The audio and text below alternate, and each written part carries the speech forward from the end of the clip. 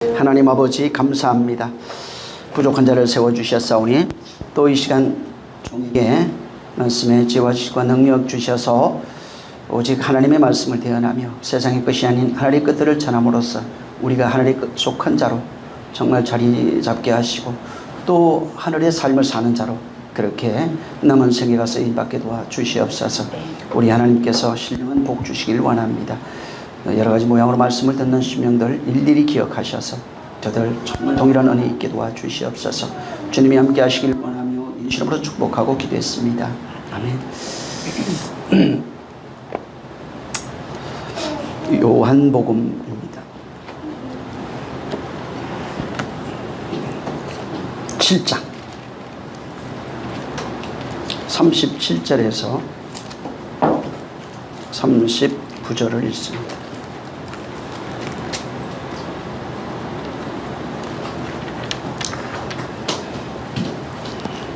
37절에서 39절 시작. 명절 끝날 곧 큰 날에 예수께서 서서 외쳐 가라사대 누구든지 목마르거든 내게로 와서 마시라.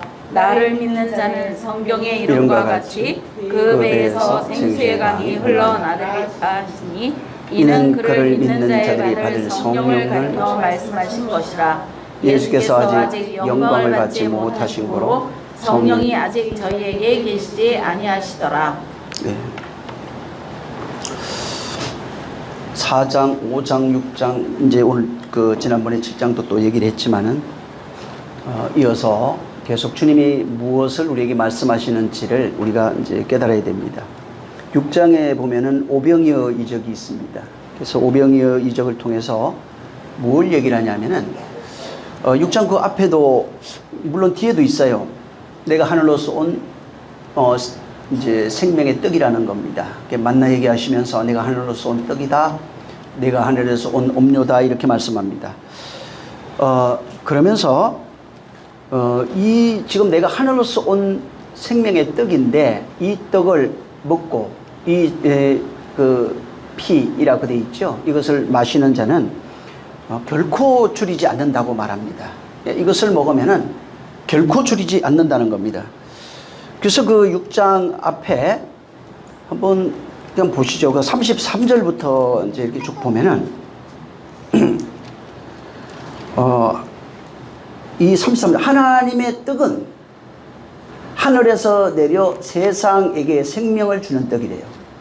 그러니까 당신이 생명의 떡이랍니다. 그래서 이 떡은 하늘에서 여기 지금 하나님의 떡이래요. 이게 하늘에서 내려 세상에게 생명을 주는 떡이다 이렇게 돼 있고 그 다음에 그 35절에 내가 곧 생명의 떡이다.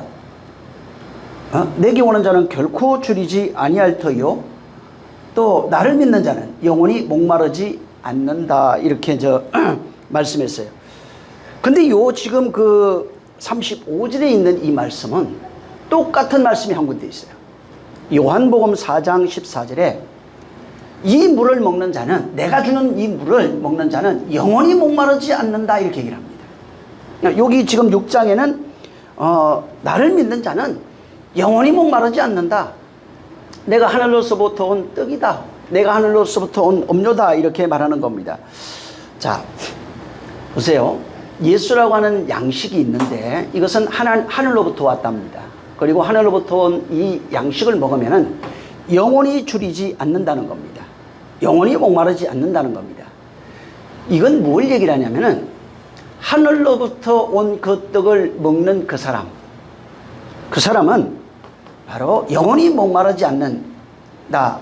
또 영원히 배고프지 않는다. 줄이지 않는다. 이렇게 얘기를 했는데 이것은 성도가 하늘로부터 온 양식을 먹게 되었을 때 나타나는 구원을 그렇게 말한 겁니다. 그래서 성도가 받는 구원, 하늘로부터 오는 떡을 하나님이 주신 그 떡과 음료를 먹고 마시는 자는 영원히 목마르지 않는다. 영원히 배고프지 않는다 라고 설명하는 것은 바로 성도가 그를 먹음으로 말미암아 나타나는 성도 안에서 나타나는 그 구원의 현상, 그 영생을 그렇게 설명하는 겁니다. 그러면서 하시는 얘기가 이 떡을 먹고 마시는 자들은 결코 이제 줄이지 않는다고 얘기를 했고, 지금 본문에 이 사람은 생수의 강이 흘러난다고 얘기를 하고, 7장에는 6장에는 이 사람을 내가 반드시 다시 살린다는 겁니다. 그래서 35절부터 여기 37절에 결코 내어 쫓지 않겠다, 6장입니다. 38절에는 내가 하늘로서 내려온 것은 내 뜻을 행하려 하는 것이 아니다. 39절에 반드시 내가 살려낸다. 그러니까 이게 이 떡을 먹고 마시는 자들은 반드시 그를 살려낸다는 겁니다. 그러니까 성도가 받는 구원에 관한, 영생에 관한 그 얘기를 말씀한 거예요. 그래서 근데 살아나려면, 반드시 살려내려면은 하늘로부터 온 떡과 음료를 먹어야 되는 거예요. 이걸 하늘로부터 오는 양식이라 이렇게 이제 말씀하신 거예요. 자, 예수를 통해서 하나님이 당신의 아들을 통해서 우리에게 주신 그 구원의 내용, 쉽게 말해서 떡과 잔을 우리에게 주시는 이유가, 생수를 먹고 떡을 먹게 하는 이유가, 목적이 뭐냐면 반드시 다시 살리는 겁니다. 이걸 구원이라고 그래요. 구원이라고 하는 게 뭐냐면 반드시 다시 살리는 거예요. 근데 그게 마지막 날에 반드시 다시 살린다 이렇게 돼 있습니다. 그러니까 사람들이 자꾸 이 마지막 날 하면 뭔 훗날 얘기하잖아요. 그 얘기가 아닙니다. 하나님이 우리에게 베푸시는 구원은 하늘로서 오는 양식이에요. 떡과 음료를 우리에게 주시는 이유는 우리를 영생하게, 영원히 살게 하는 거예요. 그것을 구원이라고 말하는데 6장 39절에는 그렇게 하는 이유가 반드시 다시 살리겠다는 겁니다. 언제? 마지막 날에 다시 살리겠다는 겁니다. 그래서 이 마지막이라고 하는 것은 먼 훗날의 어떤 마지막이 아니라 존재의 마지막을 의미합니다. 그 존재의 마지막이에요. 인간이라고 하는 것은 욕망이 있어요. 이거는 당연한 겁니다. 모든 인간은 욕망이 있어요. 욕망이 없는 사람은 존재하지 않습니다. 인간으로 태어난 이상 어떤 인간도 그 욕망에서 자유로울 수가 없어요. 그래서 그 욕망이라고 하는 게 나 혼입니다. 나 자신을 가리켜요. 그래서 욕망에 따라서 조금 다르긴 하지만은 나 혹은 혼 혹은 율법적 자아라 이렇게 말합니다. 근데 이 나 혼이라고 하는 율법적 자아, 욕망으로 살아가는 이 나 혼이 하나님의 말씀에 의해서 생명으로 바뀌는 겁니다. 근데 바뀌는 것을 우리 스스로 할 수 있는 것이 아니에요. 그래서 마지막이라고 하는 게 뭐냐면 하나님이 역사하셔서, 그러니까 생명과 떡이라 이렇게 되어 있는데 여기는 생명의 떡 혹은 음료라고 그랬어요. 하나님의 말씀에 의해서 나 자아라고 하는 그 혼이 죽고 새 사람으로 바뀌는 그 시점이 마지막이에요.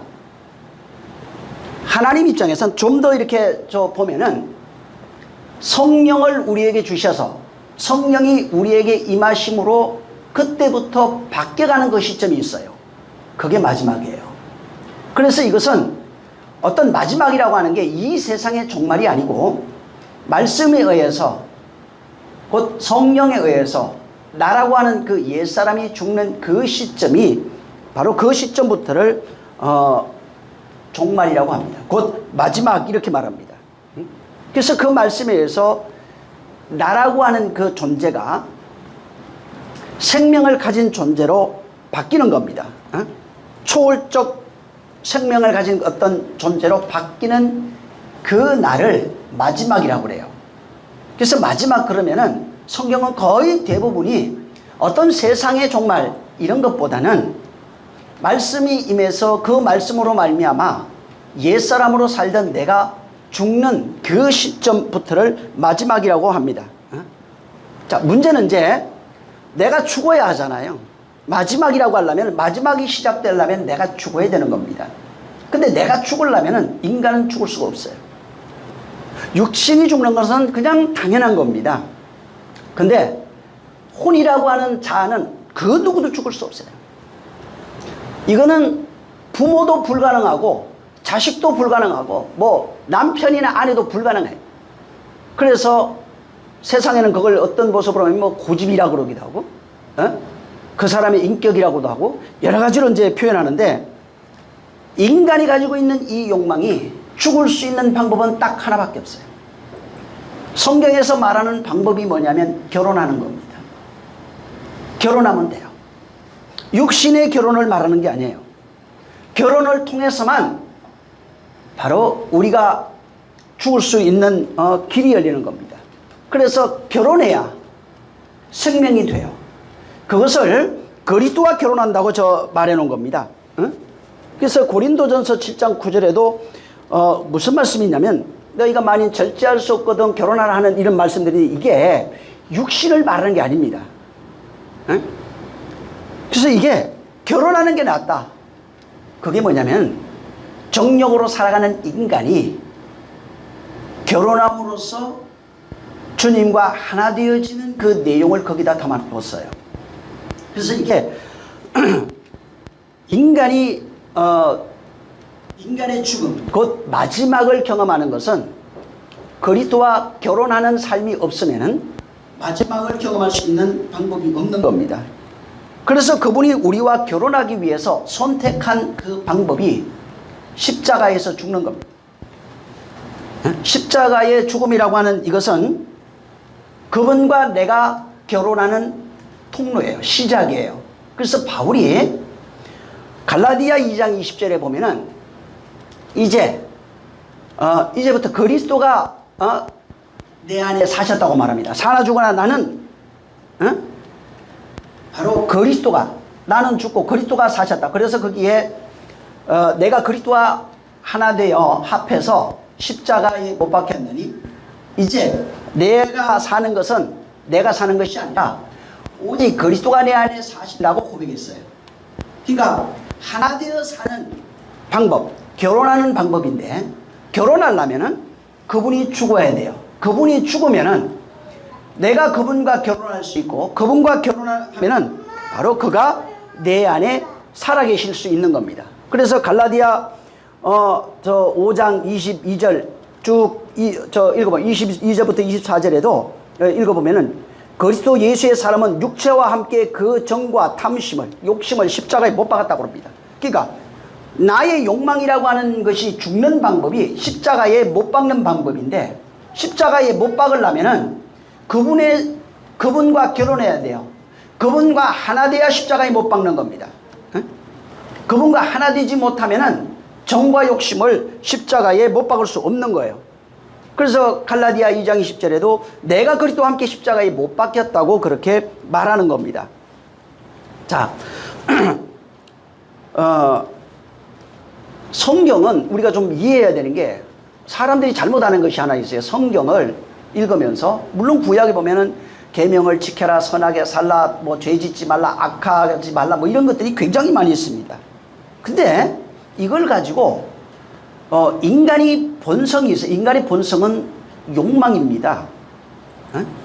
인간이 태어나서 이 세상 태어난 사람은 본성이라고 하는 욕망을 가지고 살아가는 겁니다. 먹는 것도 욕망이에요. 입고 마시고 즐기는 모든 것이 욕망이에요. 근데 이 성경을 읽으면서 사람들이 그 욕망을 거만한 것으로 이해를 해요. 그러면 불교가 됩니다. 욕망을 절제하는 것은 불교예요. 불교는 자신의 욕망을 다스려서 절제하는 겁니다. 그래서 세속을 떠나는 거예요. 그래서 면벽도 하고 수양도 하고, 완전히 세속을 끊어서 아예 이 세상에 나오질 않습니다. 그래서 자기를 완전히 분리시켜서 욕망을 절제하는 그런 생활을 하는 겁니다. 근데 성경을 잘 보면은 인간의 욕망이라고 하는 것이 있어요. 그걸 절제시키는 것이 아니라 인간의 욕망을 통해서 하나님이 너의 상태, 인간의 상태를 설명하고, 그 욕망으로 살아가는 그 인간을 하나님이 어떻게 생명으로 만드는지에 대한 내용을 설명하고 있습니다. 그래서 성경을 보면서 나의 상태를 발견해야 돼요. 구약은 전부 다 나 얘기입니다. 나를 발견하는 거예요. 그리고 나의 나된 그 모습을 발견하고 그 구약 속에 보면은 하나님이 그를 어떻게 생명으로 만들어 가시는지에 대한 내용을 같이 담아둔 겁니다. 근데 사람들은 죽고 파괴되고 멸망하는 것만 보는 거예요. 그래서 그 구약에 있는 모든 사건들이 하나님이 우리에게 어떻게 생명을 주시는지에 대한 내용을 담고 있는 겁니다. 그래서 인간은 만약에 인간이 욕망이 없다면 인간이 될 수가 없어요. 이 세상에 태어났는데 욕망이 없다면 이 사람은 인간이라고 말할 수가 없는 겁니다. 하나님은 그렇게 살고 있는 너를 생명된 자로 만들겠다고 말하는 겁니다. 생명된 자로 만들면은 하나님의 영광이 나를 통해서 나타나는 겁니다. 하나님의 영광이 밖이 아니라 네가 하나님의 영광이라고 말하는 거예요. 우리의 근본이 악이라는 거예요. 죄악인데 그걸 깨닫게 하는 겁니다. 그런들을 하나님이 생명된 자로 만드시면은 네가 나의 영광이라는 거예요. 하나님이 그렇게 우리를 만들어 가시는 겁니다. 그래서 계속해서 성경에 보면은 어떻게 우리의 상태를 끊임없이 설명하고 있고 어떻게 우리를 만들어 가시는지를 설명하는 겁니다. 지금 우리가 아까도 얘기했지만 우리가 죽어야 됩니다. 죽어야 되는데 인간 스스로 죽을 수 있는 방법이 없어요. 육체는 뭐 죽을 수 있어요. 근데 그 혼이라고 하는 것은 죽을 수가 없어요. 우리가 죽일 수 있는 것이 아닙니다. 우리가 우리의 혼을 죽일 수 있는, 우리의 자아인데, 옛사람인데 죽일 수 있는 방법은 하나님의 방법인데, 하나님의 아들이 말씀이 육신되어 오셔야 돼요. 그리고 십자가에 달려 죽어야 돼요. 그리고 죽었으면 되는 게 아니라 내가 그와 연합해야 됩니다. 그 연합을 결혼으로 표현해 놨어요. 그분과 내가 하나 되는 것을 연합, 결혼이라고 얘기를 했고, 그렇게 하나 되어 내 것이 증가되면 옛사람이 죽어요. 그러면 나는 그분이 가지고 있는 생명을 가져서 생명된 자로 살아가는 존재가 되는 겁니다. 그래서 하나님의 뜻이 뭐냐면 나를 구약에는 죄악으로 묘사되어 있는 우리입니다. 그게 나 혼의 모습이에요. 그런 나를 생명되게 만드시는 것이 하나님의 뜻이에요. 그것이 하나님의 마음이고 하나님의 의지예요. 그래서 하나님이 우리를 생명된 자로 만들기 위해서 예수라고 하는 말씀이 육신된 자를 이 땅에 보내준 겁니다. 그를 물어야 돼요. 그게 믿기라고요. 하나님이 우리를 건져내는 믿기라고요. 낚시바늘 같은 거예요. 그래서 그걸 먹어야 되는 거예요. 그걸 먹어야 물 밖으로 나갈 수 있는 겁니다. 그를 먹었다고 하는 것은 내 살을 받아 먹어라, 내 피를 받아 마시라고 그랬죠, 6장에. 먹는다고 하는 것은 그와 하나 되는 내용을 말하는 겁니다. 그와 하나 되면은 내가 그의 생명을 가지는 거예요. 그의 생명으로 살아가는 그런 존재가 되는 겁니다. 그런 그의 생명으로 살아가고 그의 생명을 가진 생명된 자 된 것을 구원이라고 말하고 의라고 얘기를 하고 부활이라고도 얘기를 합니다. 그리고 그와 하나 되어서 그의 생명 안에 거하는 상태를 안식이라고도 얘기하고 완전히 하나 된 모습을 사랑이라고도 얘기하고 평안이라고도 얘기하고 기쁨이라고도 얘기하고 여러 가지 모양으로 얘기해 놓은 거예요. 여기 지금 7장에 이 7장은 먹는 것하고 관련되어 있어요. 물론 그 6장에도 양식을 말합니다. 양식 얘기를 해요. 내가 하늘로부터 온 양식이라고 말합니다. 그래서 6장에는 양식을 말하는데 내가 하늘로부터 온 양식이다 얘기를 했죠. 근데 7장에는 물을 또 얘기를 해요. 6장에는 양식을 가지고 주로 얘기를 했다면은 7장에는 물을 가지고 말씀하는 거예요. 그래서 6장의 배경이 뭐냐면은 오병이의 이적이 거기 나와 있어요. 먹는 것과 관련이 되어 있습니다. 양식. 오병이어 그것을 먹었는데 너희가 육신을 위하여 배부르기 위해서 떡으로 먹으면 망합니다. 오병이어를 먹는 이유를 모르면 망한다고요. 그래서 예수님을 쫓아와가지고 예수님 섬긴다고 왔는데 바로 너희는 떡을 먹고 배부른 까닭이다. 오병이어 경험하면서 배부른 까닭에 나를 쫓아왔다 하고 도망가셨어요. 그냥 그 내용을 알진 못했기 때문에 주님이 그들을 피하여 가시는 겁니다. 그래서 오병이어는 내가 하늘로부터 온 양식이라는 거예요. 그래서 오병이어를 통해서 그 양식, 떡을 먹으면서 그 내용이 뭔지 알아야 돼요. 요 내용을 신명기 8장 1절에서 3절에 광야 40년 동안 만나를 주셨는데 만나를 먹은 이유를 알아야 된다고 그랬어요. 그걸 모르는 사람이 광야에서 멸절했다고 되어 있습니다. 주님도 똑같은 내용을 오병이어를 통해서 우리에게 말씀해 준 겁니다.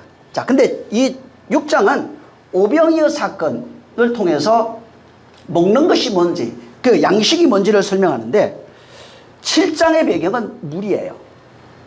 자, 7장의 배경은 이 물인데 이거는 광야가 아니에요. 이 7장은 2절에 보면은 초막절에 관한 얘기를 하고 있어요. 그래서 1절부터 쭉 보면 이 7장의 배경 초막절과 관련되어 있는 어떤 내용을 지금 주님이 설명하는 겁니다. 그래서 이 7장의 배경은 6장의 배경은 광야에 있었던 광야를 설명합니다. 광야에 있었던 이야기를 담아다가 여기 해놓은 것이고 7장은 초막절에 관한 이야기를 여기 다 담아다가 해놓은 겁니다. 그래서 그 7장 그 1절부터 그 2절부터 이렇게 쭉 보시면은 초막절에 그 다음에 명절 중간에 예수께서 성전에 올라가시다 뭐 이런 게 나오고 그 이제 쭉 밑으로 가보면은 18절, 19절, 20절 여기 가면은 그들이 이 얘기 초막절에 예수님이 하시는 이 얘기를 듣고 여기 이제 14절에 중간에 예수님이 올라가요. 그러면서 내가 하나님의 뜻을 행하려 왔다. 고 말합니다. 그래서 이거 스스로 말하는 것이 아니다. 이게 참이다. 뭐 이런 얘기를 하는데 너희가 모세가 너희에게 율법을 주지 아니하였다면 너희 중에 율법을 지키는 자가 없도다 하니 어찌하여 나를 죽이려 하느냐. 그러니까 20절에 너 귀신 들렸다 얘기했어요. 그러니까 이 초막절에 관련된 어떤 이야기를 하셨는데 그게 생수에 관한 얘기입니다.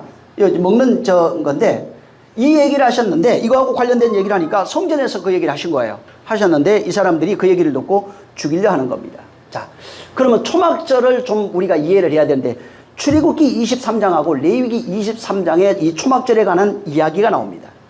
초막절은 이스라엘 3대 절기 중에 바로 이제 하나입니다.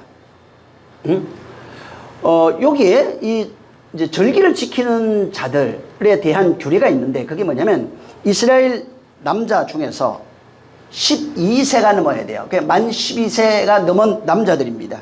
그리고 이 사람들은 1년에 3번씩 반드시 예루살렘에 올라가서 절기를 지켜야 되는 겁니다. 그래서 그때 지켜야 되는 그런 절기가 6월절, 3대 절기라고 해요. 그 다음에 이제 맥추절, 그 다음에 이 초막절, 이제 곧 다른 데는 장막절이라고 돼 있고 뭐 수장절 이렇게 합니다. 그래서 초막절, 장막절, 뭐 수장절 같은 얘기예요.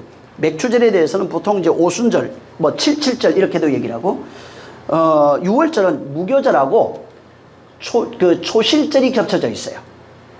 그래서 여기 이제 보통 7대 절기 풀어놓으면 이렇게도 얘기를 하고 아니면은 보통은 크게 이제 3대 절기 그 안에 이제 내용이 있기 때문에 3대 절기 안에 속해 있는 것들이라 이렇게 얘기를 한 겁니다.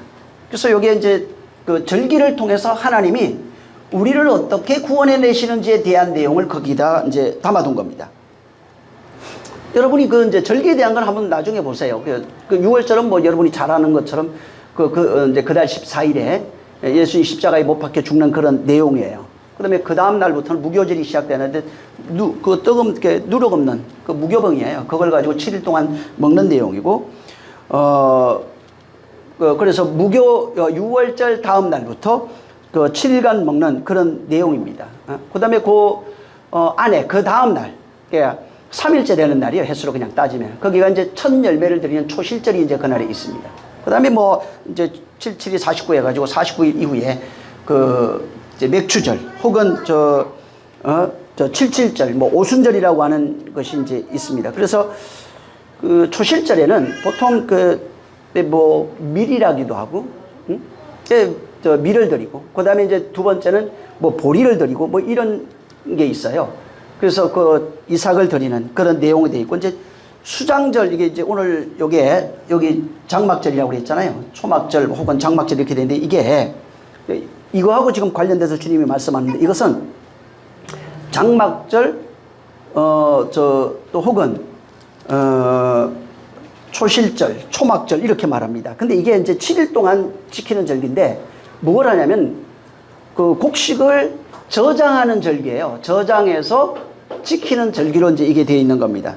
그래서 이게 여기 7장을 보면은 이 절에 이 초막절, 수장절입니다. 곧 장막절이기도 해요. 여기에 예수님이 명절 큰날이에요.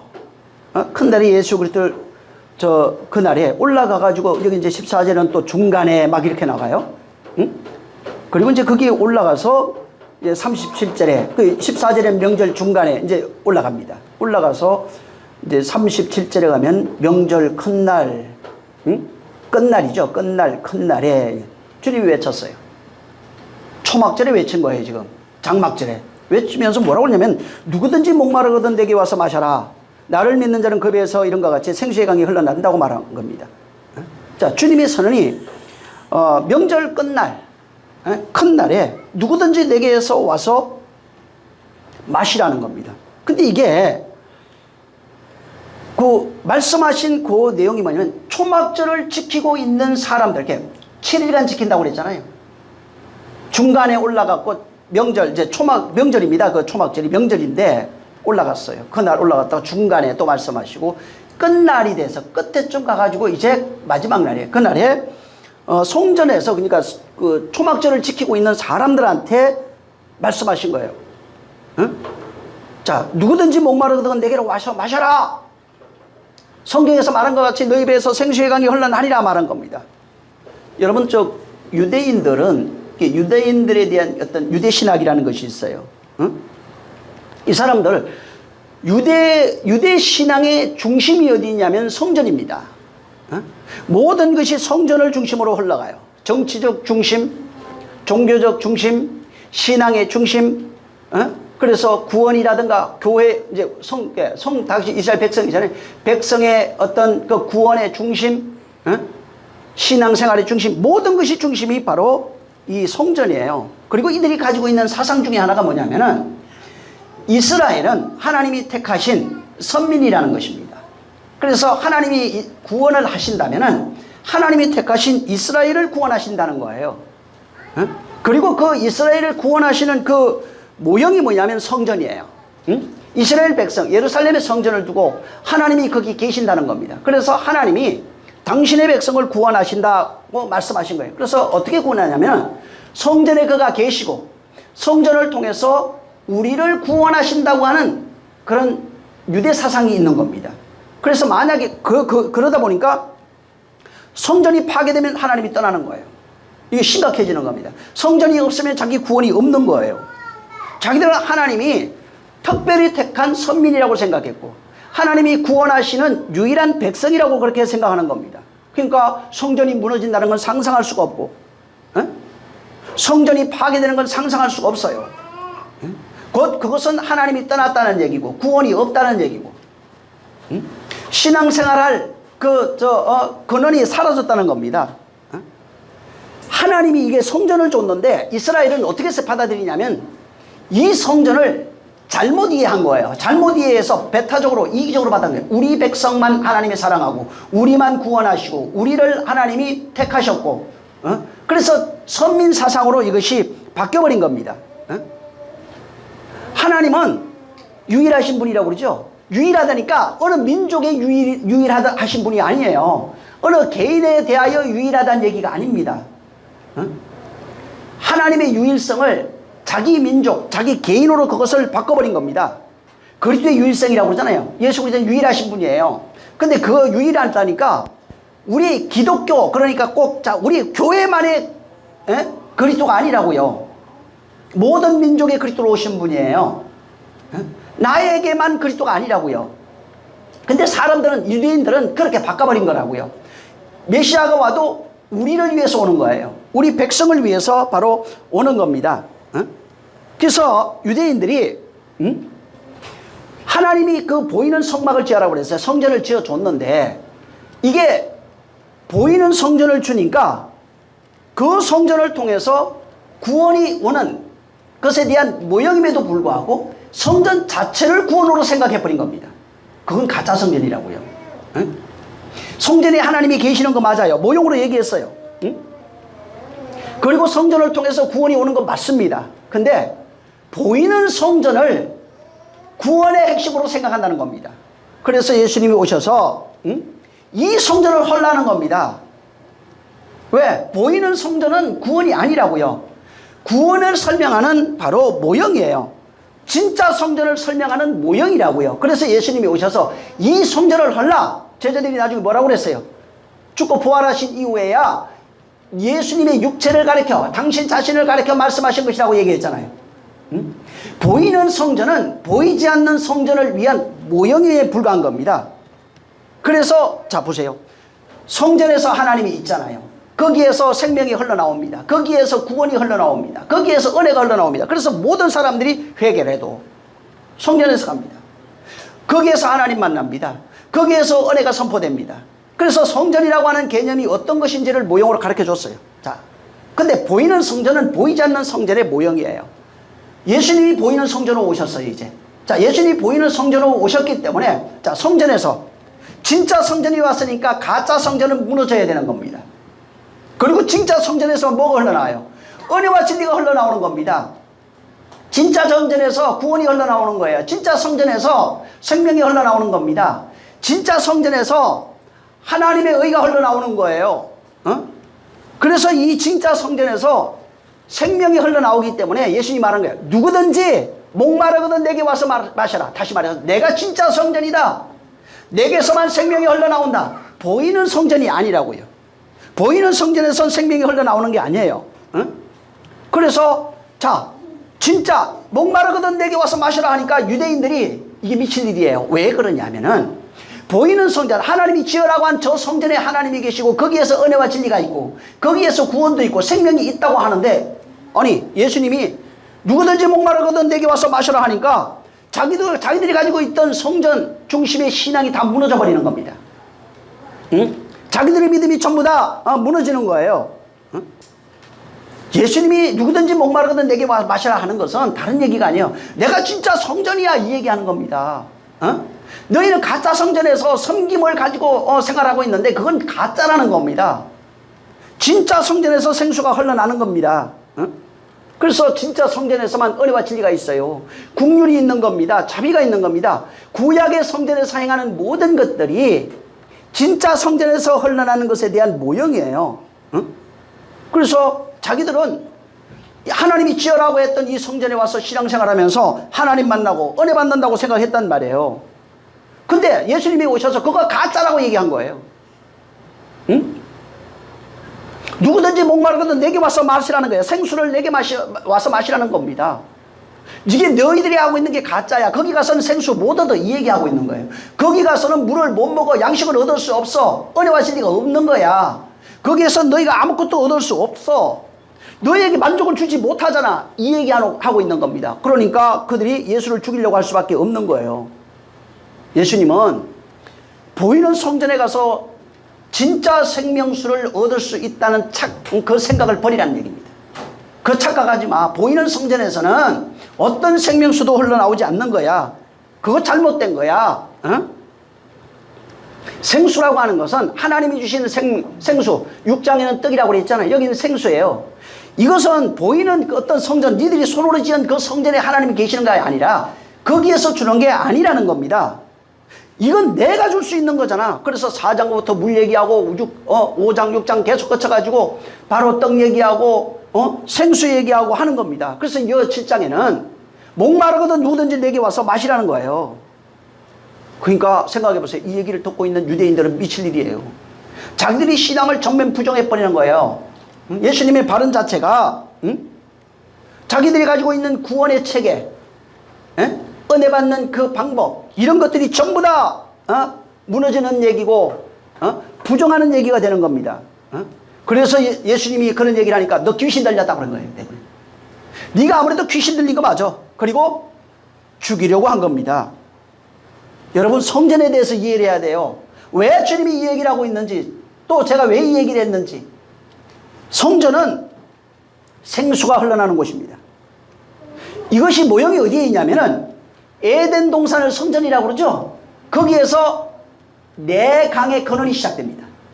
생수가 성전에서 흘러난다고 하는 것에 대한 모형이에요. 그래서 그 강이 흘러나서 모든 땅 사방을 풍요롭게 만듭니다. 그래서 창세기 2장 9절부터 나중에 저 13절까지 한번 읽어보세요. 거기가 하나님의 성전이에요. 거기에선 생명수가 흘러나고 그 생명수에서 온 사방이 풍요롭게 되는 내용을 말하고 있는 겁니다. 그래서 성전은 생수가 흘러나는 곳이야 얘기한 거예요. 근데 이 내용을 에스겔이 환상을 봐버렸어요. 47장 2절부터 쭉 보면은 에스겔이 환상이 시작하는데 성전 문에 들어가요. 성전 문에 이르렀는데 성전 앞면에 동쪽에 향하여 그 문지방 밑에서 물이 나와서 동쪽으로 흘러다가 성전 오른쪽 제단 남쪽으로 흘러가다가 나와요. 그래서 거기서 쭉 계속 읽어보면은 저 10절, 12절, 13절 읽어보면은 이 강물이 너무 흘러가지고 무릎에 발목에 찼다가 무릎에 찼다가 허리에 찼다가 더 이상 용신할 수 없는 그 지경까지 이르릅니다. 그리고 그 물을 설명하면서 9절부터는 강물 속에 어마어마한 물고기들이 막 번성하기 시작해요. 그 물고기들이 거기다 그게 풍요로우신 거예요. 그래서 이게 에덴에서 흘러나온 이게 성전이에요. 거기서 네 강이 흘러날 거야 얘기를 했고 에스겔은 그걸 환상으로 봤는데 거기에 성전에서 흘러나오는 물을 통해서 백성들이 어떤 풍요를 누리는지를 봤어요. 그리고 요한은 이것을 계시록에서 다시 봤어요. 계시록 22장 1절부터 쭉 보면은 수정과 같은 맑은 생명수 강이 흘러요. 어디서부터 흘러냐면 어린 양과 보좌 밑에서부터 흘러요. 그래서 이 성전은 뭘 의미하냐면 생명수가 흐르는 거예요. 생명강이 흐르는 거예요. 그래서 거기 1절부터 2절 쭉 보면은 그 길, 그 강 좌우에 생명나무가 가득합니다. 12가지의 열매를 맺고 있어요. 매달마다 그걸 맺고 있어요. 그 잇들은 만국을 치료하는 그런 잎사귀들이에요. 그러니까 성전에서 뭐예요? 생명이 흘러나와요. 예수님이 당신이 성전이라고 그러잖아요. 거기에 생명이 흘러나온다고요.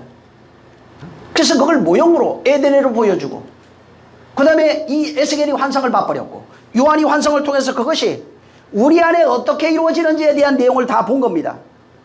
여러분 성경은 진짜 생명이 어디서 흘러나오는 줄 아니 하고 구약에서 말한 건 성전에서 나온다 이렇게 얘기한 겁니다. 그래서 구약에서 생명이 성전에서 나오니까 성전 중심의 신앙생활하고 성전이 무너졌다고 하는 것은 자기의 모든 게 다 무너져 버린 거예요. 그래서 성전 재건운동을 하는 거예요. 그래서 유대인들에게 성전이 뭐냐면 우리 백성의 중심, 신앙의 중심, 구원의 중심, 은혜의 중심 그런 겁니다. 근데 이것을 잘못 이해해가지고 선민사상으로 바꿔버린 거예요. 보이는 성전에서 생명이 시작된다고 생각한 거예요. 그건 모형일 뿐입니다. 예수 그리스도를 향한 모형으로 준 것인데 모형을 실상으로 알아버렸고 그것을 가지고 선민사상으로 바꿔버린 겁니다. 그래서 거기에서 끊임없이 제사를 드려요. 희생제사를 드리는 거예요. 고만하라고 얘기도 말 안 들어요. 그래서 너희가 드리는 그 짐승의 냄새에 내가 아주 질려버렸다. 향에 질려버렸다. 누가 좀 성전에 들어오는 걸 막아줬으면 좋겠다 얘기하는 거예요. 왜? 성전의 의미를 몰랐어요. 하나님은 성전을 통해서 성전에서 뭐가 흘러나 은혜와 진리와 생명이 흘러나는 것을 이미 가르쳐 주셨어요.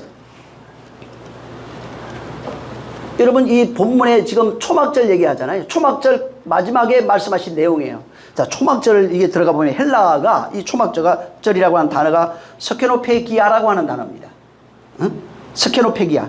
이게 구약에 가면은 어떤 식으로 번역이 되어 있냐면 장막을 세우는 것, 그 다음에 새의 깃뜸 이렇게 되어 있어요. 그러니까 새가 깃드는 것, 초막절이 새가 깃드는 것 혹은 장막을 세우는 것 이렇게 되어 있어요.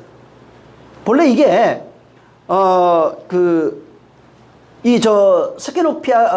스케노페기아라고 하는 단어는 이게 보면은 장막, 천막을 의미하는 그 스케노스라고 하는 단어가 있어요. 여기에서 지금 온 건데 이게 스케노스가 뭐냐면은 바로 장막, 천막을 의미해요. 그 다음에 여기 페그님이라고 하는 단어가 있는데 이 두 단어가 합쳐져 있는 단어예요. 이게 스케노페기아라고 하는 게. 그래서 페그님이라고 하는 단어인데 이건 뭐냐면 말뚝을 고정시키다, 뭐 장막을 치다 이런 겁니다. 그래서 초막절이라는 단어 자체가 뭘 의미하고 있냐면 장막을 세우는 절기예요. 그게 초막절이에요. 장막을 세우는 절기가 초막절이에요. 근데 초막절은 성경에 두 가지 의미를 가지고 있어요. 뭐냐면은 첫 번째는 이스라엘이 광야에 나와서 성막을 짓습니다. 그게 성막을 짓는데 그 성막을 짓고 15일, 7월 15일인데 성역으로 7월 15일이에요. 성막을 지어라 선포인데 그날 막 가져와요. 막 재료들을 막 가져와요. 이날부터 성막을 세워요. 그리고 그들이 자기 장막을 쳐요.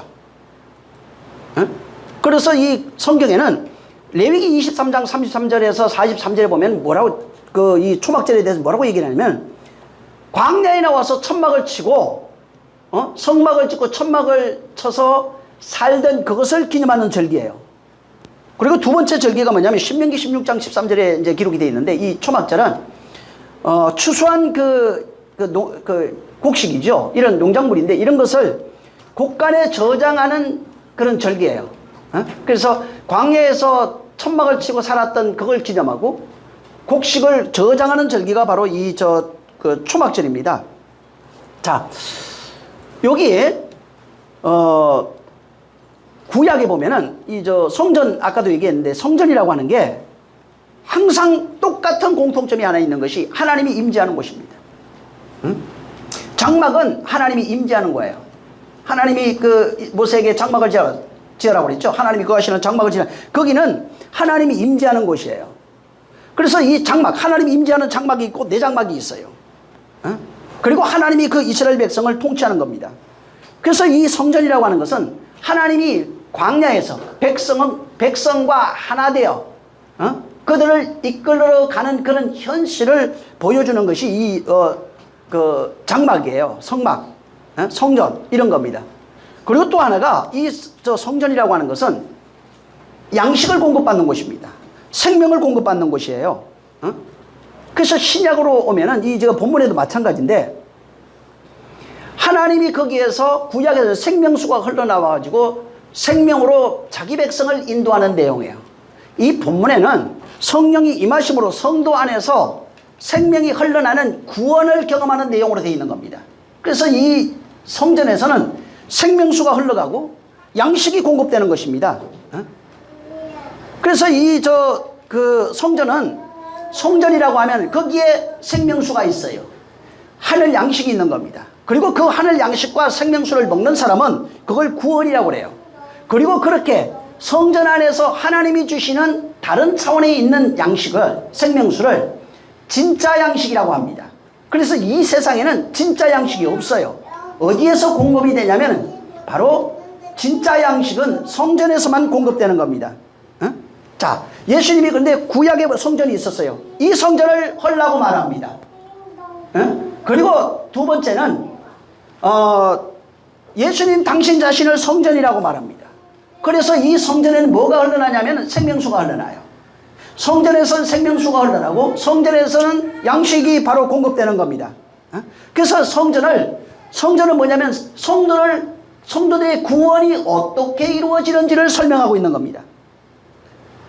그래서 성전에서 성도의 구원이 이루어지는 모형으로서 그렇게 성전을 설명하고 있는 겁니다. 그래서 구약에 나오는 성전 모형들이 어떻게 되냐면 아까 얘기했던 에덴 동산에서 생명수가 흘러나는 그 모형으로 해놨어요. 그 다음에 모세가 지은 그 성막이 있어요. 거기에서 하나님이 임재하시고 거기에서 은혜와 진리가 흘러넘칩니다. 또 솔로몬이 지은 성전도 마찬가지입니다. 거기서 하나님이 눈과 귀와 입이 거기 같이 있어요. 거기에서 은혜와 진리가 선포되는 겁니다.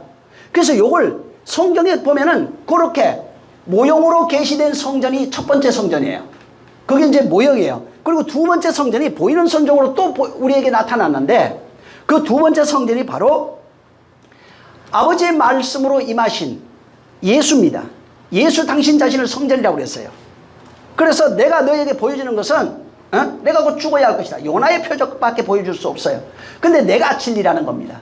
내게서 은혜와 진리가 임하는 겁니다. 그래서 목마르거든 내게 와서 전부 다 마시는 거예요. 그래서 첫 번째 성전은 구약에 에덴 동산이라든가 그 다음에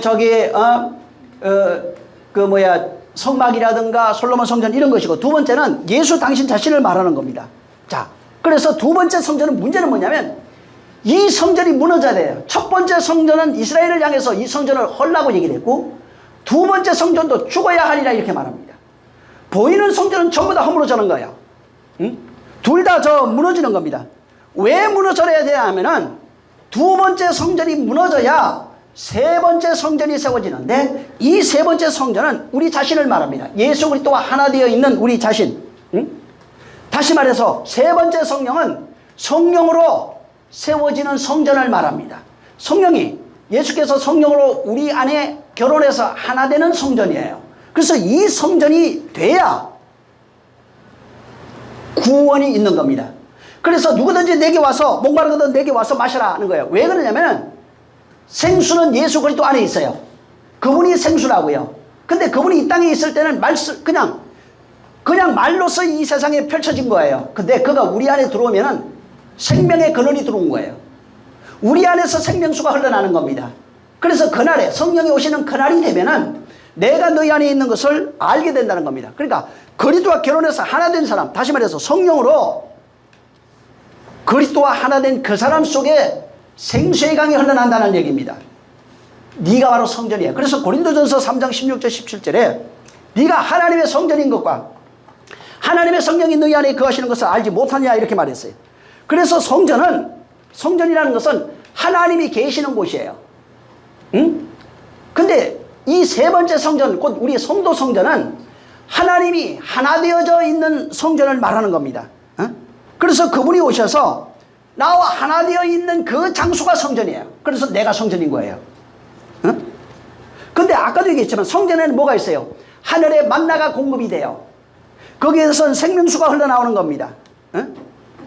그분과 우리가 하나 되면은 하늘의 양식인 그분, 하늘의 음료인 그분이 나와 하나 되어서 내 안에 양식이 풍성하게 되는 겁니다. 내 안에서 생명수가 흘러나는 겁니다. 그래서 예수님이 이 땅에 오셔서 말씀하는 것은 내가 성령을 보내리라 하시는 이유가 뭐냐면 내가 이제 보이지 않는 성전을 짓겠다는 거예요. 에덴으로서 모세와 솔로몬을 통해서 보이는 성전을 짓게 해서, 이게 성전은 짓는 게 신앙생활이야 가르쳐줬어요. 두 번째는 내가 진짜 성전이야 얘기를 합니다. 그리고 보이지 않는 성전을 내가 지을 거야 말씀하시면서 그날에, 내가 오면 그날에, 성령이 오시는 그날에 바로 네가 성전 된다고 말하는 겁니다. 네가 성전이 되면은 내 안에 있는 생명수, 내 안에 있는 생명의 떡이 너희 안에서 흘러난다는 겁니다. 그래서 그분이 우리 안에 거하는 상태가 성전이에요. 그걸 구원이라고 그러고, 그걸 은혜라고 그러고, 그걸 진리라고 그래요. 요한복음 1장 14절 한번 읽어보세요. 응? 그분과 하나 되어져 있는 상태를 말합니다. 요한복음 1장 14절. 자, 시작. 말씀이 육신되어 우리 가운데 거하심에 우리가 그 영광을 보니 아버지의 독생자의 영광이요 은혜와 진리가 충만하다. 말씀이 육신되어 우리 가운데 거하심에, 그 거하심에가 아까 얘기했던 스케노페기아라는 단어예요. 초막절이에요. 그러니까 하나님이 장막을 치고, 그래서 바울이 그런 얘기를 합니다. 우리는 하나님의 장막이라고 그래요. 그러니까 예수 그리스도께서 장막을 치고 있는 것이 성전이라고요. 그걸 초막절이라고 그래요. 초막절 밖에서 지키라는 얘기가 아니고 내가 장막이라고요. 하나님이 거하시는 장막, 성막, 하나님이 거하시는 장소. 그래서 말씀이 육신되어 우리 가운데 거하시네. 네가 장막이라고요. 네가 초막이에요. 그렇게 우리 가운데 거하시면은 뭐예요? 독생자의 영광이 나를 통해서 나타나는 겁니다. 그래서 아버지의 독생자의 영광이요, 뭐가 있어야 돼요? 거기 은혜와 진리가 있는 거예요. 하나 돼야 나타나는 현상이에요. 은혜와 진리는 그분과 하나 되어져 있는 초막절, 장막이 되어야 되는 겁니다. 장막 되어져 있는 상태, 그분과 하나 되어 장막. 고린도전서 3장 16절 17절에 말하고 있는 것처럼 너희가 성전 하나 되어 있어야 장막이 되는 거야. 거하는 곳이 된다 이 말이에요. 그렇게 되면 은혜와 진리가 바로 충만해지는 겁니다.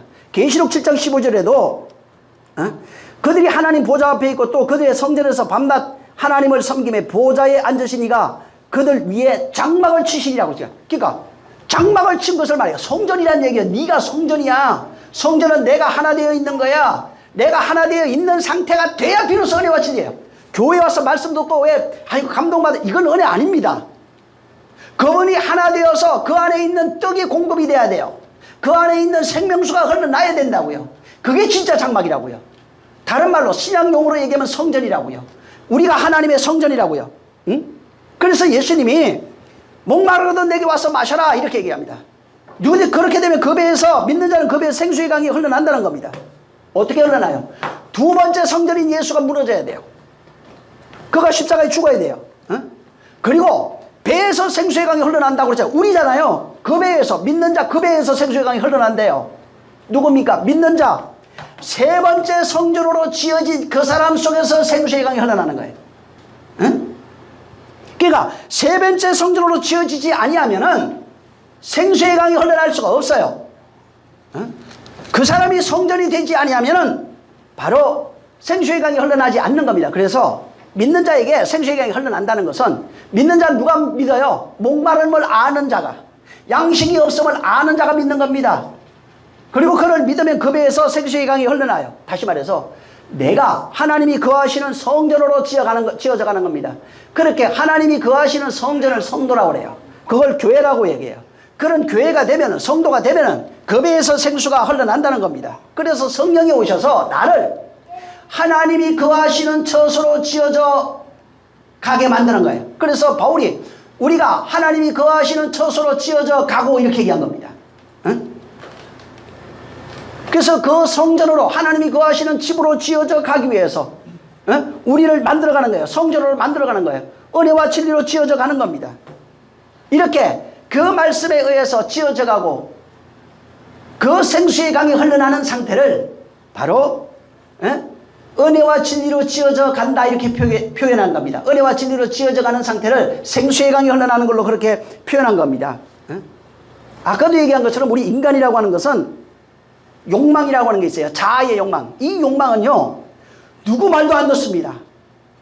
얼마나 대단하냐면은 신의 말도 안 들어요. 이거는 하나님 말씀도 들을 수 없는 게 자기의 욕망이에요.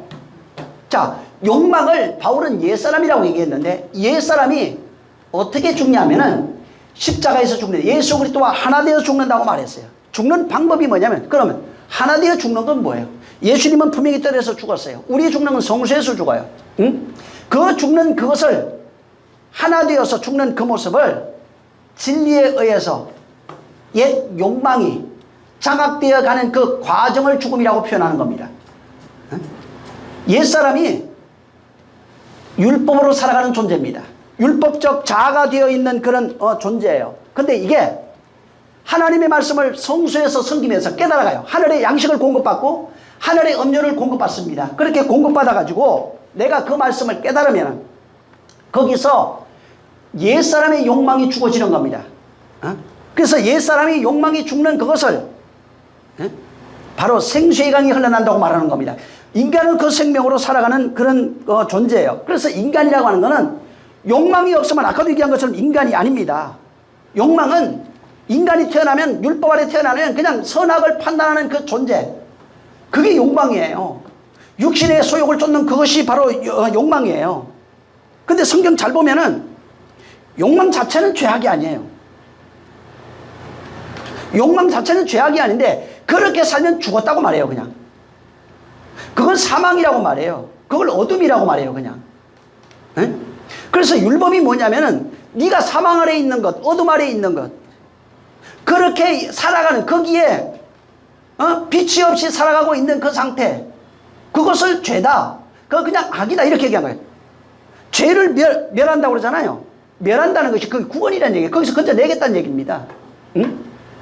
하나님이 죄를 얘기할 때는 그것을 건져내겠다는 얘기예요. 거기서 죄를 없애겠다는 얘기예요. 악을 얘기할 때는 거룩하게 만들겠다는 얘기예요. 응? 율법은 뭘 얘기하냐면 나의 존재를 공개하는 겁니다. 응? 율법이라고 하는 것은 나의 상태를 전부 다 까발리는 거예요. 응? 그래서 인간이라고 하는 건 욕망 덩어리예요. 그래서 욕망 때문에 육신으로 살아갈 수 있고, 결혼하고 살 수 있고, 번성하며 살 수 있고, 육신 그 욕망이 있기 때문에 무엇을 성취하면서 살아갈 수도 있고, 꿈을 꾸면서도 살아갈 수 있는 거예요. 근데 욕망이 없으면 인간이 아니죠. 근데 그런 욕망으로 살아가는 그런 존재를 욕망이 뭔 줄 아느냐? 네가 가지고 있는 욕망을 통해서 하나님의 생명을 잉태시키고 출산시키겠다는 거예요. 그게 율법이에요. 율법을 통해서 진리 만들겠다 이 말입니다.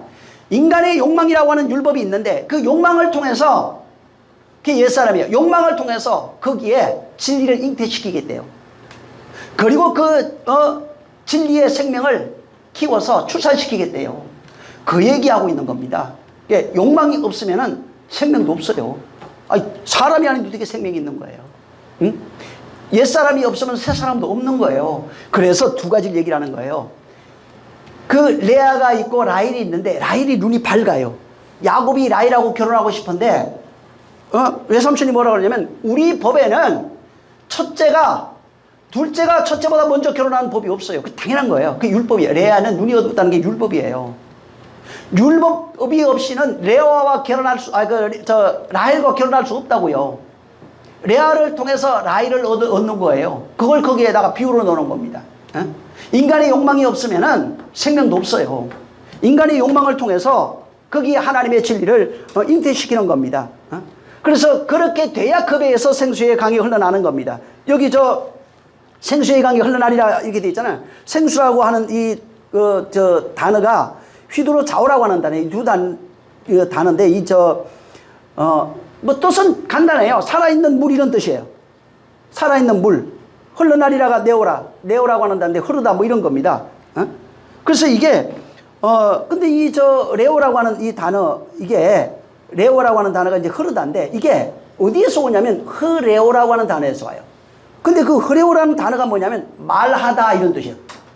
단어가 다르죠? 뜻이 말하다 이야기하다 뭐 이런 겁니다. 흐르다는 게 레오인데 이게 흐레오에서 오는데 말하다 이야기하다 이런 겁니다.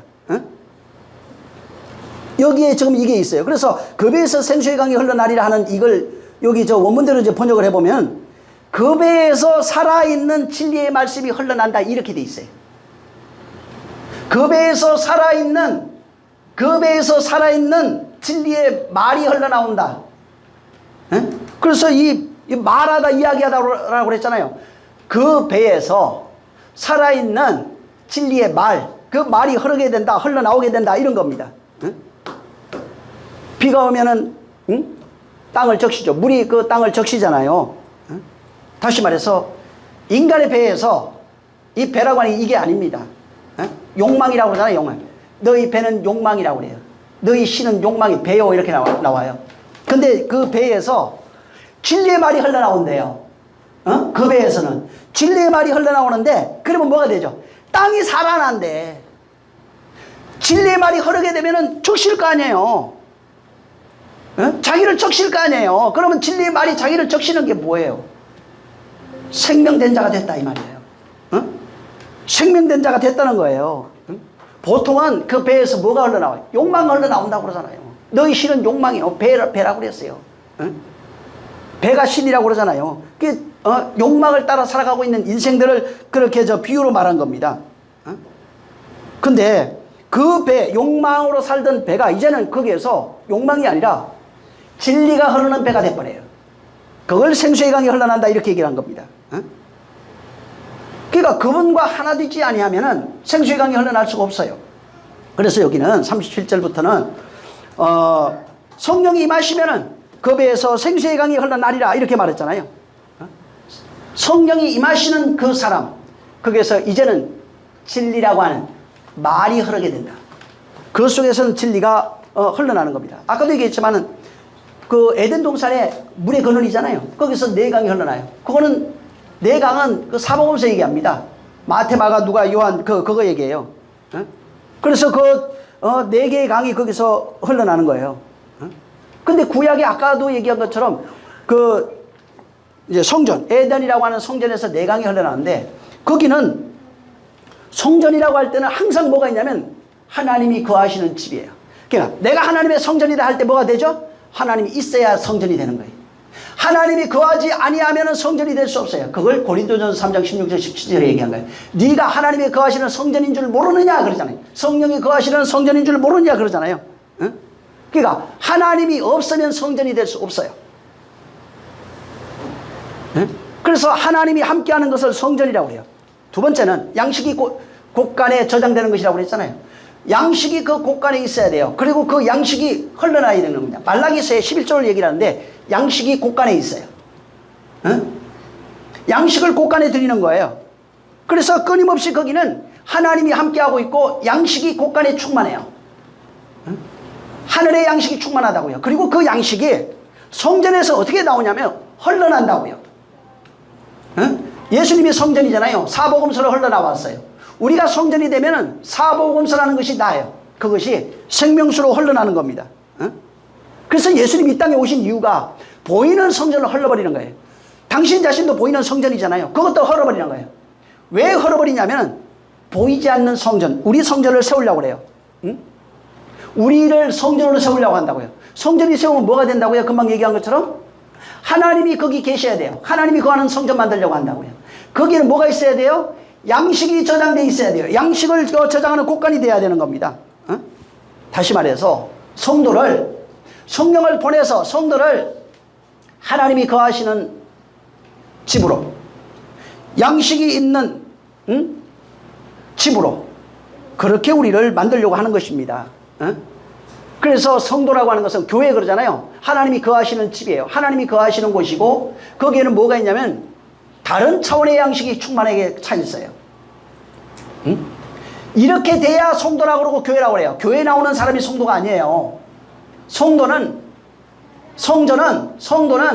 하나님이 거하시는 집이에요. 거기는 하늘 양식이 충만해야 돼요. 근데 생각해 보세요. 보이는 성전을 끊임없이 찾아가서 섬기려고 그래요. 보이는 성전을 헐라는 겁니다. 오늘날도 마찬가지예요. 이 보이는 성전 있잖아요. 교회 와서 교회를 아는, 좋아요. 중요한 거예요. 그거 해야 돼요. 근데 그것이 주체가 돼서는 안 됩니다. 보이는 성전은 전부 다 헐어버려야 돼요. 그것이 왜곡된 신앙이에요. 잘못된 신앙이라고요. 그것은 다 파괴돼야 돼요. 예수님이 이제부터 보이지 않는 성전을 내가 짓겠다는 겁니다. 어떻게? 성령으로 짓겠다는 겁니다. 성령으로 그것을 짓게 되면은 그 배에서는 생수의 강이 흘러나리라 이렇게 말하는 겁니다. 이것을 짓는 거예요. 근데 바울도 비유로 설명하긴 했는데 사도행전 18장에 보면은 뭐라고 그 3절부터 얘기를 하는데 바울이 복음 전도를 합니다. 복음 전도를 하면서 그 설명한 것이 자기 생업을 위해서 함께 일하면서 천막을 짓는 일을 했다고 나와 있어요. 13절부터 3절부터 저 5절까지 보면은 그가 먹고 살기 위해서 천막을 짓는 일을 했다는 겁니다. 천막을 짓는 일을 하면서 5절에 가면 4절은 안식일 얘기를 하다가 갑자기 5절에 가면은 내가 예수 그리스도의 밝힌 증인이다 이렇게 얘기해요. 그러니까 우리는 보통 그 사람이 천막 짓는 일에 맞아요. 진짜 천막 짓는 일을 해. 육체로도 먹고 살기 위해서 천막 짓는 일을 한 겁니다. 바울과 이제 아굴라가 그런 그 천막 짓는 그것을 기술자예요. 그걸 생업으로 해갖고 돈 벌면서 선교한 겁니다. 근데 내용을 잘 보면 무슨 얘기를 하고 있냐면 내가 복음 전하는 이 일은 하나님의 성전 짓는 일이야 이 얘기하고 있어요. 내가 전하는 이 복음은 하나님이 거하시는 성전을 짓는 일이다 이렇게 표현한 겁니다. 우리 신앙생활이 뭐예요? 교회 와서 잘 먹고 잘 입고 잘 살고 복을 받는 게 아닙니다. 교회 와서 욥의 삶을 사는 거예요. 옛것이 다 박살나야 됩니다. 안 깨지죠? 죽을 때까지 깨집니다. 빨리 깨지면 그만큼 이익이야. 그래서 교회는 섬겨드리는 것도 아니고 종교생활하는 것도 아니고 교회는 내가 죽는 기간이에요. 내가 죽는다는 것은 성전 만드는 기간이라고요. 옛사람 죽는 곳이 바로 이 교회라고요. 그래서 교회는 하나님이 당신이 거할 집을 처소를 짓기 위해서 바로 역사하는 곳이 교회입니다. 그래서 예수님이 오셔서 하신 일이 뭐예요? 하나님이 거하시는 집 지으려고 죽은 거예요. 아버지로부터 성령을 받아 보내신 이유가 뭐예요? 하나님이 거하시는 집을 짓기 위해서 그렇게 한 겁니다. 하나님이 거하시는 집이 되면 뭐가 된대요? 양식이 공급된대요. 생수의 강이 흘러난대요. 그래서 우리가 예수 믿는 일은 다른 게 아니에요. 하나님의 성전으로 바뀌는 거예요. 하나님이 거하시는 집 짓는 얘기예요. 집이 아직 짓지도 않았는데, 허물어져 있는데, 예? 그래서 그 구약에 보면은 집이 허물어지고 이런 것들이 너무 많이 나와요. 즉 하나님의 성전, 당신이 거할 집 짓는 얘기가 이 성경 이야기예요. 그래서 옛날에 있는 집들을 다 표현해서 화려한데 다 무너졌어요. 거기는 화려하긴 한데 하나님이 거할 수 있는 집이 아니에요. 온갖 더러운 것이 가득한 곳이라고요. 거기에 하나님이 거할 수가 없는 거예요. 그래서 성경은 성전 짓겠다, 하나님이 거하시는 집 짓겠대요. 바울이 하는 모든 사역이 뭐예요? 하나님이 거하는 집 짓는 얘기예요. 복음 전하는 일이 뭐예요? 하나님이 거하는 집 짓는 얘기예요. 내가 예수 믿고 신앙생활하는 그 이유가 뭐예요? 하나님의 성전으로 지어지겠다는 겁니다. 하나님이 기뻐하시는 성전이 되겠다는 겁니다. 그래서 거기에서 그 성전을 짓기 위해서 회개하라 그러고, 거룩하라 그러고, 거듭나라 그러고, 신령하라 그러고, 은혜 받으라 그러고, 하나님 말씀 깨달으라 그러고, 왜? 옛사람이 새사람 되라 그러고, 그 배에서 생수의 강이 흘러나리라. 진리의 말이 흐른다고요. 생명의 그 말씀들이 거기에서 흘러나게 된다는 겁니다. 그걸 위해서 예수님이 십자가에 달려 죽은 거예요.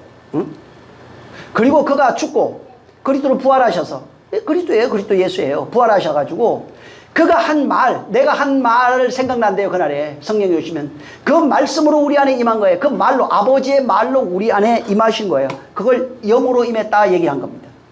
그래서 그리스도의 영을 받은 자들 이렇게 얘기한 거 보면은 전부 다 그가 이 땅에 계실 때 3년 반 공생하면서 하셨던 아버지의 말이 우리 안에 아버지로 와 있어요. 그걸 영으로 받았다, 영을 받았다, 이렇게 얘기한 거예요. 그것을 성령이 깨닫게 하시고 그 깨달은 그 말씀이 내가 되는 겁니다. 그렇게 되어진 상태를 아버지가 거한다고 얘기를 하고, 그 말씀을 받고 그 말과 하나 되어져 있는 상태를 성도라고 그러고, 혹은 성전이라고 그러는 거예요. 그래서 성경은 하나님의 말씀으로 제3성전을 세우는 거예요. 제3성전이 이스라엘에 있는 저걸 말하는 게 아닙니다. 세 번째 성전은 우리 자신이에요. 말씀으로 지어지는 우리 자신이 세 번째 성전입니다. 그래서 거기는 하나님이 거하시는 성전이에요. 이걸 성령으로 짓는다고 말한 겁니다. 하나님이 거하시는 성전의 특징이 바로 생수의 강이 흘러나요. 진리의 말이 흐른다고요. 거기는 생명수가 가득하고 하늘의 양식이 가득한 겁니다. 그래서 보이는 성전을 헐지 않으면 안 되는 거예요. 요한복음 2장 19절에 이 성전을 헐라고 그러잖아요. 보이는 성전 저거 헐어야 돼. 오늘 기독교인들은 보이는 예수에 매여 있어요. 보이는 예수 성전을 헐어야 됩니다. 죽어야 하리라 얘기를 하는데 다시 살려나요, 다. 죽었는데도 다시 살려고 십자가 달아놨잖아요, 지금. 응? 회개한답시 전부 다 죽고 부활하신 그분을 다시, 죽기 전에 상태로 끌어다가 다시 십자가에 달아놨잖아요. 이게 저주라고요. 응? 그러면서 회개하는데 회개가 뭔지는 몰라요. 바뀌는 것이 없으면 회개한 적이 없어요. 회개는 그 말씀이 그대로 되어지는 걸 얘기를 하는 거예요. 그래서 이게 사람들이 오해하고 있는, 보이는 성전 다 헐어야 돼. 이거 헐어라. 보이는 내가 죽어야 돼. 죽지 마시옵소서. 그러니까 뭐라고 그래요? 다시 살아있는 상태로 옮겨놓으니까 뭐라고 그래요? 사탄아 물러가라. 너는 아버지의 뜻을 거슬리게 하는 자예요. 응? 죽어야 되는데 오늘날 얼마나 많은 사람들이 지금 베드로보다 더해요. 아예 죽으신 이를 살려갖고 십자가에 달아놓아 버리니까 그냥. 응? 그래놓고도 믿음이 있다고 그러잖아요. 지금 주님은 에베소서 2장 21절 이하로 그 22절에 보면은 그리스도 예수 안에서 건물마다 서로 연결되어 주 안에서 성전이 되어진대요. 예수 그리스도 안에서 성전으로 지어져 간대요. 너희도 성령 안에서 하나님이 거하실 처소가 되기 위하여 그리스도 예수 안에서 함께 지어져 가니라. 그러니까 하나님이 거하는 처소 만드는 얘기라고요. 성경은 누가 열심히 잘 섬겼냐가 아니라고요. 섬김도 들어가 보면은 우리가 말하는 그런 섬김이 아니에요. 하나님이 말씀으로 우리를 섬겼는데, 말씀으로 섬겼다는 것은 그 말씀이 되어졌다 이 말이에요. 우리가 섬겼다는 말은 섬김을 받았어요. 혹은 우리가 섬겼어요. 그럼 그 말씀이 되어진 거예요. 그게 섬김이에요. 그걸 마태복음 6장에는 구제, 국률로 표현해 놨어요. 하나님의 섬김을 받은 것은 그 말씀이 되어진 거예요. 말씀이 내가 되고 내가 말씀이 되어진 거예요. 그래서 너희도 성령 안에서 하나님이 거하실 처소가 되기 위하여 계속 지금 지어져 가는 거예요. 그래서 변화라고 그래요. 성결이라고 그래요. 그거를 바뀌어가는 거를. 근데 변화 없는데 나중에 죽어서 그분이 구원해 주신다고 구원 안 됩니다. 이 세상에서 구원된 자가 구원이에요. 천국 된 자가 날아가는 거예요. 천국하고 완전히 개념이 나하고 완전히 다른데, 예를 들어서 나는 이 상태가 지옥인데 어떻게 천국과 하나가 돼요? 응? 내가 천국이 돼야 같은 열쇠도 보면은 맞아야 되잖아요. 응? 우리가 열쇠라잖아요.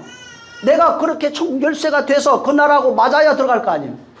근데 바뀐 적이 없는데